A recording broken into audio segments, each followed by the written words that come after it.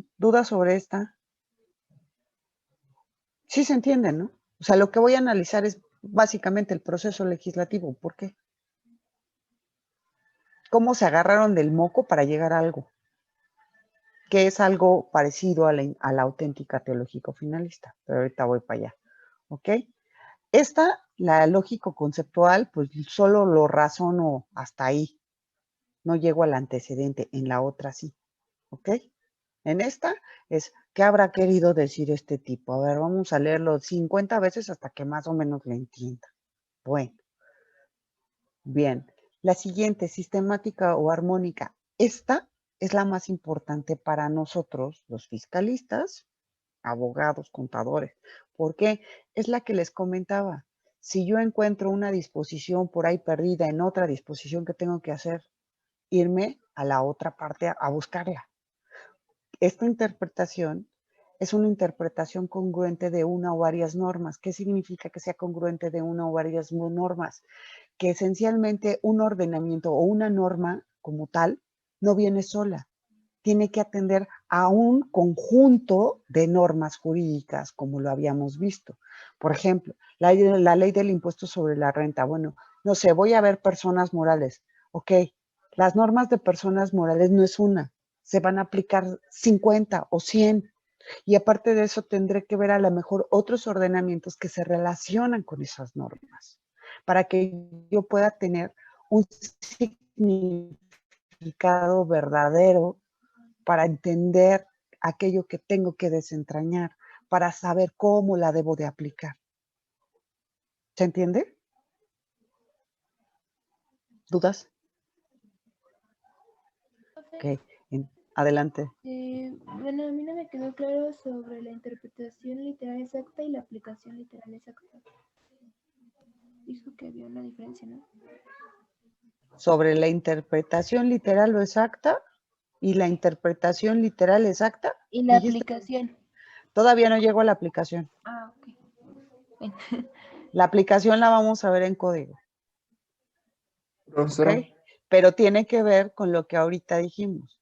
¿Qué quiere decir que se va a aplicar? Una cosa es que yo interpreto y otra cosa es cómo aplico. Y las mismas cosas que yo les dije ahorita, que tengo que interpretar literales, son las que tengo que aplicar exactamente iguales. Yo puedo leer de forma literal lo que yo quiera, cualquier norma, pero eso no quiere decir que necesariamente la entienda.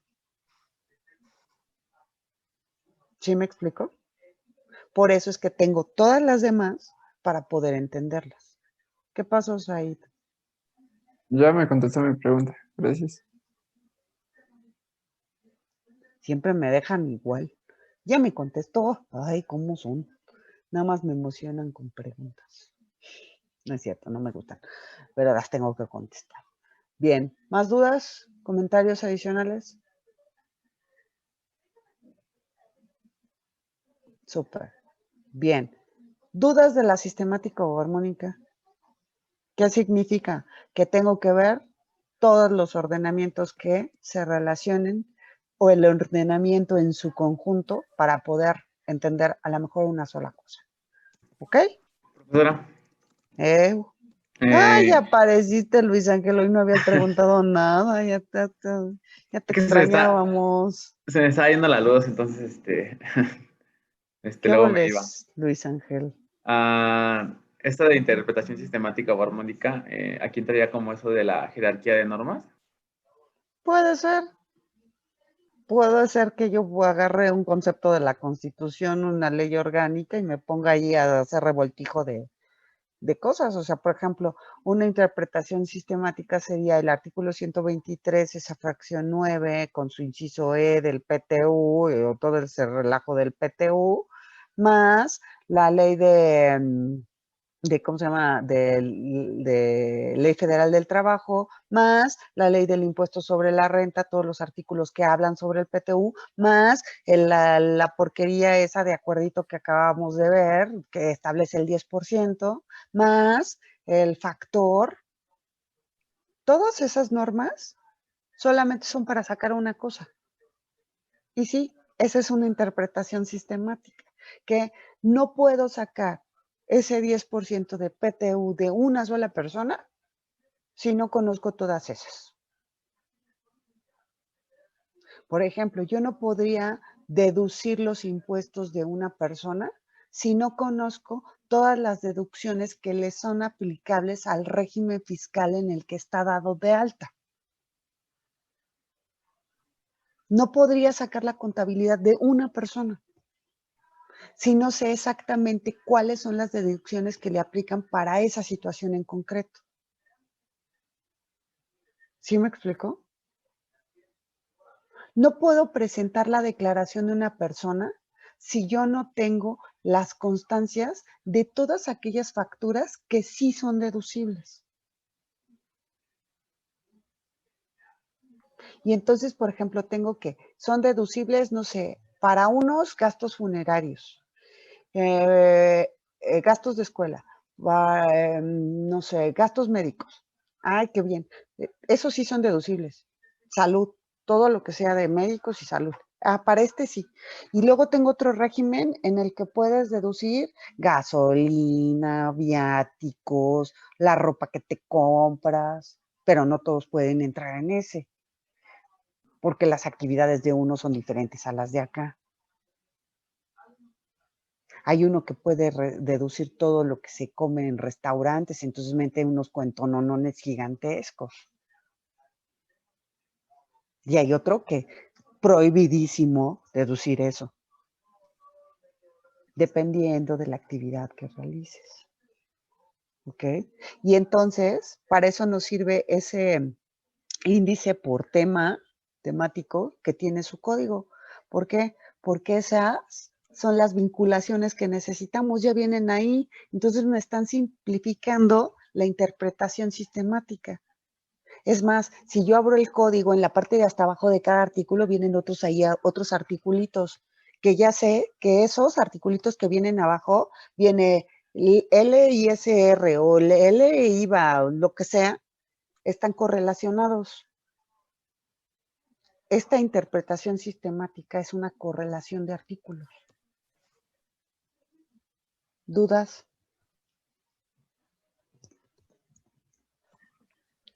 No, maestra, ya quiero entrar a las facultades de comprobación y todo eso. Ya casi. La parte más difícil ya la pasamos. A partir de aquí todo se nos va a ir como agua, ¿ok? ¿Sí quedó claro la sistemática? Bien, nos faltan 3. Interpretación auténtica, teológica o finalista. ¿Qué significa? Esta es la que decíamos que tiene que ver con la de acá arriba, con la lógico-conceptual. Nada más que aquí no solamente tengo la idea de ver qué dice el legislador, sino que me meto a buscar todos los antecedentes de por qué llegó ahí. Y ojo, antecedentes no me refiero no nada más al proceso de la creación de esa norma, sino antecedentes todavía más antiguos que ese proceso. Por ejemplo, si había una ley anterior a la ley del impuesto sobre la renta, se me ocurre. Pues antes de que se llamara impuesto sobre la renta era la ley del timbre, o antes de que se llamara IVA era la ley del timbre y renta juntas, ¿no? Y entonces, ¿cómo es que llegan a la conclusión de que tenía que existir esta? Y a ver, voy a buscar la ley del timbre y el proceso de creación de la ley del timbre que estaba en 1850 y tantos, ¿no? Y a ver cómo se aplicaba el impuesto en ese momento y cómo se va a aplicar ahora. Esto normalmente nos sirve, por ejemplo, para generar tesis de licenciatura o posgrado. Es muy divertida, en algún momento la tendrán que utilizar, porque normalmente nos piden como un capítulo comparativo de qué fue y cómo es ahora y por qué ahora se maneja de X forma y cómo la vamos a mejorar, etcétera. Es muy fácil hacer una tesis. ¿Estamos? Entonces, ¿qué hago con esto? Pues busco todos los antecedentes legislativos que pueda hallar. Y a lo mejor puedo extender mi búsqueda no nada más a antecedentes nacionales, sino antecedentes internacionales. De otros lugares en donde yo pueda hacer un comparativo de cómo se manejaba en otros países y cómo se maneja aquí. Es muy divertida, pero bueno, ¿Dudas sobre esta? Profesora, yo tengo duda. ¿Qué onda? Aquí es la interpretación teológica. También pueden entrar los casos o cositas así. Sí, las jurisprudencias y cómo se han ido resolviendo. Lo que estoy buscando, ¿qué cosa es? Pues las antigüedades, ¿no? O sea, cómo se establece al día de hoy o por qué llegaron a la conclusión de que al día de hoy se aplica de una u otra forma o por qué debería de ser como se aplicaba antes, quizá. Entonces sí, también puedo utilizar la jurisprudencia en este supuesto. La interpretación de los jurisconsultos, no nada más la mía. Los legisladores hicieron esto y yo concluyo esto. Casi siempre la materia fiscal se trata de un complejo y simple lógica básica. Premisa mayor, premisa menor, resultado. Profesora, ¿Okay? entonces aquí podríamos meter eso de la parte que habíamos visto como el amparo. Acuérdate que el amparo y eso es otro tipo de interpretación. Esa interpretación no la haces tú. ¿Puedes utilizarla en un comparativo con lo legislativo? Sí, pero esa interpretación la hacen los peritos en derecho, no tú. Lo dijimos hace rato. Esta es una interpretación diferente. Esta interpretación la hacemos nosotros, no un órgano de carácter judicial o ejecutivo que te está diciendo, a ver, ya me llegaron tantos pinches problemas de la misma naturaleza, por lo tanto, los siguientes que vengan igualitos a estos tienen que resolverse como esto. Por eso emito la jurisprudencia. Aquí no, aquí yo estoy interpretando leyes. Pero ¿quién es? Soy yo, no soy el perito en derecho. Empecemos por ahí. Por muy abogado que sea. O sea, no voy a hacerlo. ¿Por qué? Porque los que emiten la jurisprudencia son los encargados de qué? De la ley. O sea, de aplicarla. Es decir, los que resuelven los problemas que se generan a través de la ley. Aquí yo no estoy resolviendo problemas. Aquí lo único que estoy cuestionándome es por qué llegaron a emitir esta ley. ¿Qué quieren decir cuando emiten esta ley? Y esta interpretación la estoy haciendo yo. ¿Puedo utilizar la jurisprudencia? Sí, pero esa es otra forma de interpretar que no tiene nada que ver conmigo. Yo no la hice. La hizo un tercero.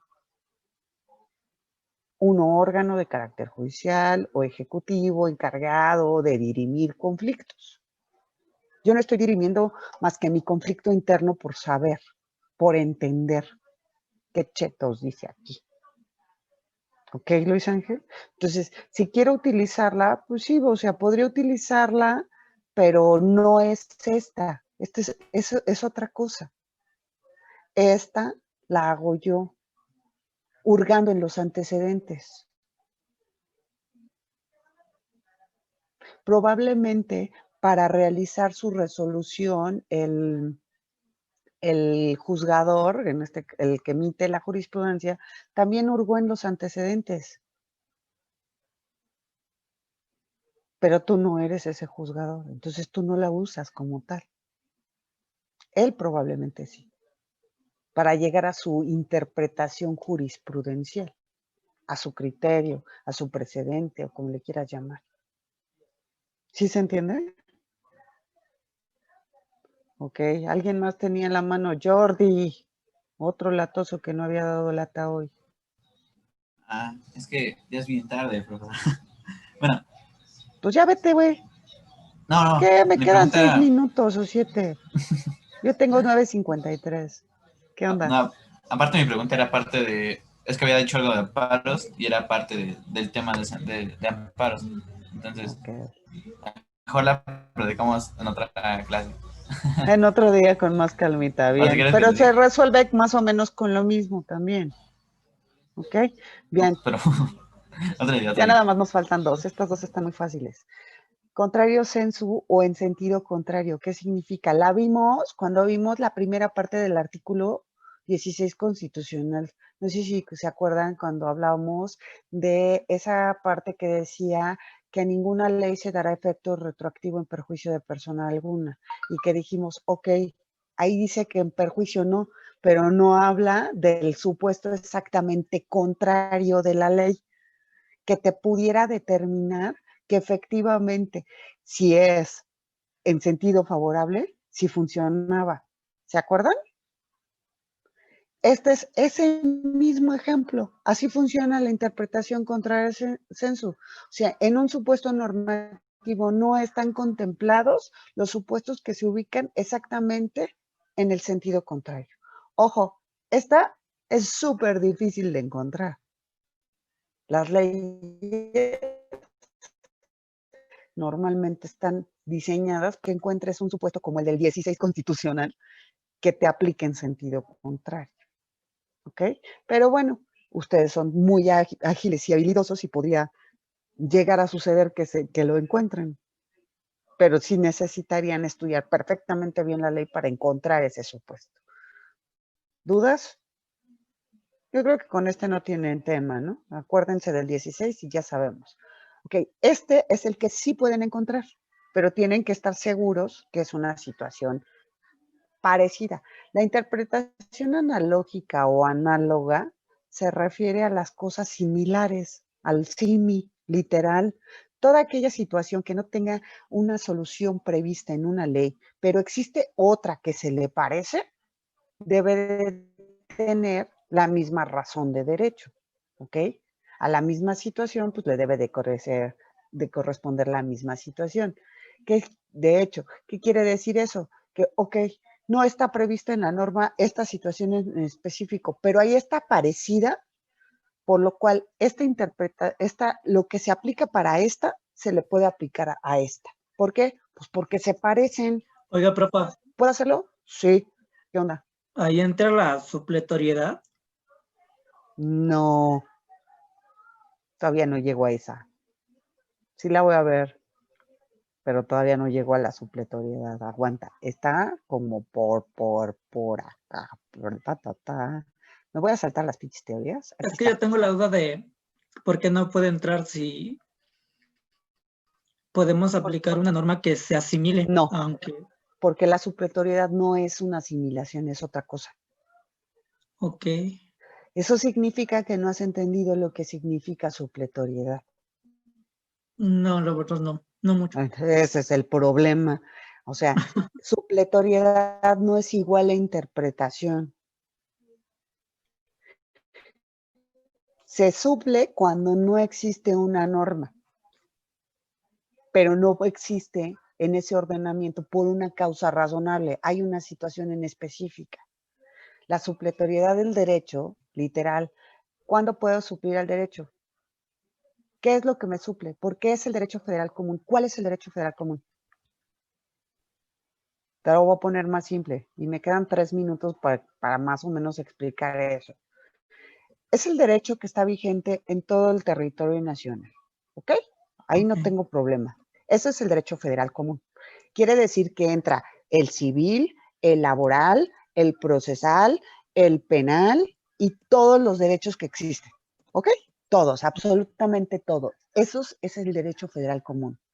¿Cuándo puedo suplir una norma? El ejemplo más claro. Yo estoy obligado a pagar impuestos sobre la renta por los arrendamientos que realice. La ley del impuesto sobre la renta me dice que el arrendamiento debe de ser pagado, pero no me da un concepto de arrendamiento. ¿Qué significa eso? Que no existe una disposición expresa en la ley del impuesto sobre la renta que se refiera al arrendamiento, pero hay una en el derecho federal común que sí lo dice. Entonces, para el concepto de arrendamiento tengo que utilizar ese derecho federal común. No es análoga, no es similar, no se parece, no es contraria, es algo que no está. Es más, otra más fácil. La ley del IVA, la ley del impuesto sobre la renta, el Código Fiscal de la Federación, bla, bla, bla, todas te hablan sobre las personas físicas y las personas morales. ¿Por qué? Porque son los sujetos a los que se les van a aplicar los impuestos. Pero en ninguna de ellas te dice cuál es el concepto ni de la persona moral ni de la persona física. Eso viene en el Código Civil Federal. Entonces, ¿qué se aplica? El derecho federal común para determinar quiénes son las personas físicas y quiénes son las personas morales. ¿Sí se entiende? Sí. Son un conjunto de normas e instituciones jurídicas que ya están previamente establecidas y que regulan de manera general ciertas cosas.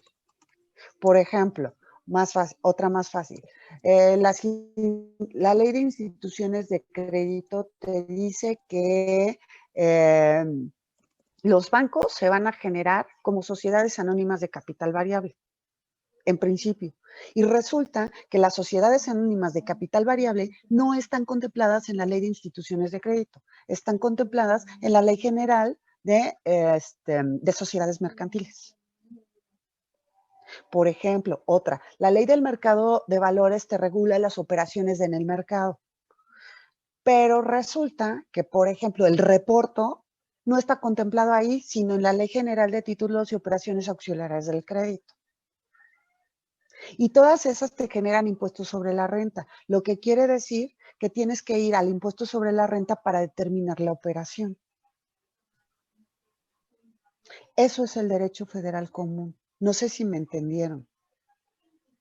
Significa que, si bien no está en la norma, no significa que le tengo que aplicar una norma análoga. ¿Por qué? Porque dentro de mi norma no existe esa norma análoga. El derecho federal común se refiere a las normas que están contempladas en otras normas que sí son aplicables. Sí existe una norma por ahí en el mundo, en otra legislación, que aplica. Por eso es derecho federal común. Cuando yo hablo de las normas análogas, significa que no existe esa norma. La interpretación analógica no existe. Ya revisé todas las leyes que existen y no hay una norma que se pueda aplicar de manera supletoria. Por lo tanto, tengo que buscar aquella norma que se parece más para aplicarla por analogía. Lo mismo, pero más barato porque son muchas.